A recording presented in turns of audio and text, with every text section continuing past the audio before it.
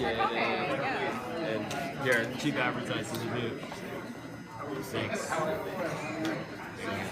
Really appreciate it. I think one thing that our team was really concerned about is campaign financing. Oh, excellent. Boy, am I. Yeah, feel free to talk about it. So I've seen this in all different directions because I was a congressional staffer. So as a congressional staffer, you learn very quickly about who the more important people are that you should be calling back or responding to advise the senator. I worked in the Senate as a staffer. And why were they more important? It's because they were big donors. Great.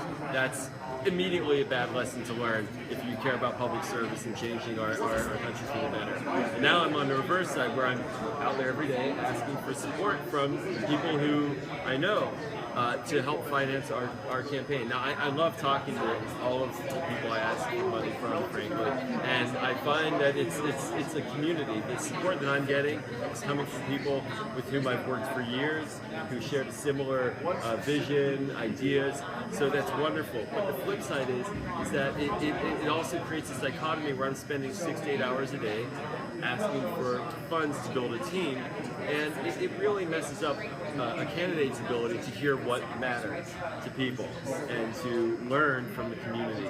So I would start at the front end of campaign finance from going straight at it, which is to move towards public financing as actively as possible. And as a champion of that, as a champion of other issues, if I'm in the House, I'm going to champion that.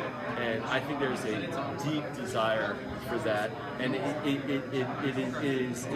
is perverting our ability to get things done. And it's unfortunate. And so, as a policymaker, an activist, and now a candidate, it's just very clear how it damages our ability to have the democracy we want. How do you support candidates? Do you support live convention or something like the House or just getting enough justices on the court letters? How would you get there?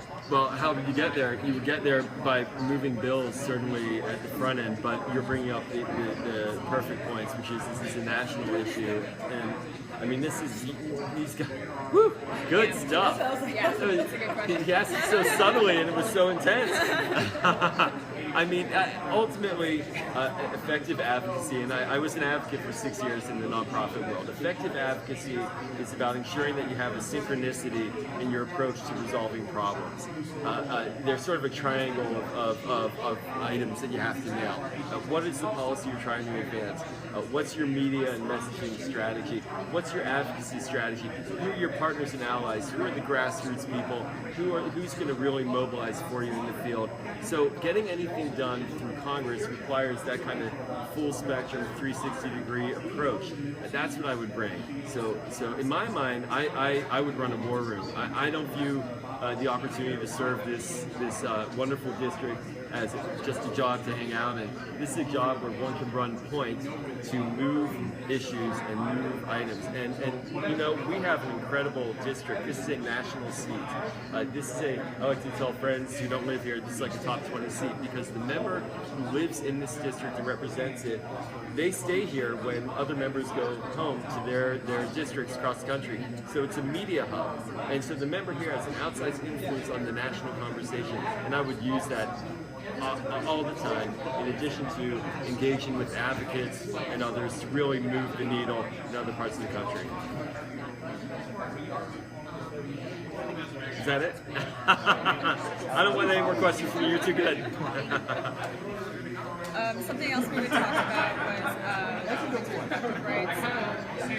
Something that Linda brought up in terms of federal funding for abortion rights. Yeah. Women will never, as long as women can control their own fertility rights, the moment that it is no longer their ability to control it, we go back to pregnant men. And about 40% of the men in the country want to see women pregnant. And we don't want to be there. I'm with you. I'm very passionate.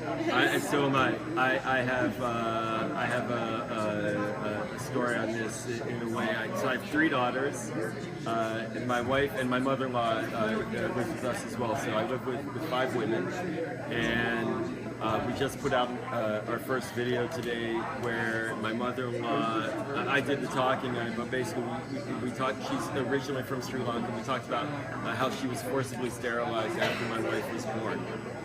And that essentially traumatized her.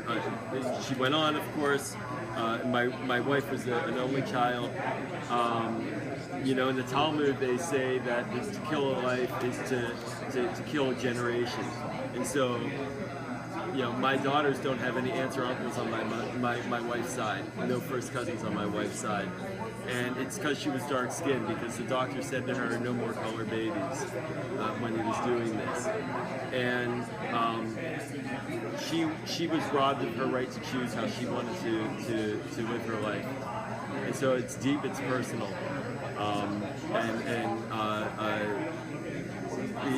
It's so deep that it's hard to even talk about.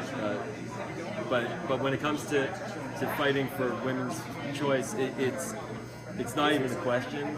It's like, what more can we do? What you won't get in me as a member is someone who says, which way do I vote? It's, what do we need to do to win this fight? Where do we need to go? Who do we need to call? What do we need to say on the floor of the House? How do we move the agenda? I'll be calling you. And that's the idea. And that's why I want to run. So how do we get rid of the Hyde Amendment? 2-minute warning, folks. Then we're going to do another rotation. 2 minutes. So at the State Department, we dealt with issues related to Mexico City and family planning. So Mexico City language, essentially funding stripped away from the U.S. government's ability to provide family planning overseas in developing countries to the USAID. A disgusting idea. The people who need it the most are getting starved of those resources. So we fought it tooth and nail to keep it there. Appropriations fights for Hyde, putting it in as riders. We should be aggressive with our policy riders as the Republicans are.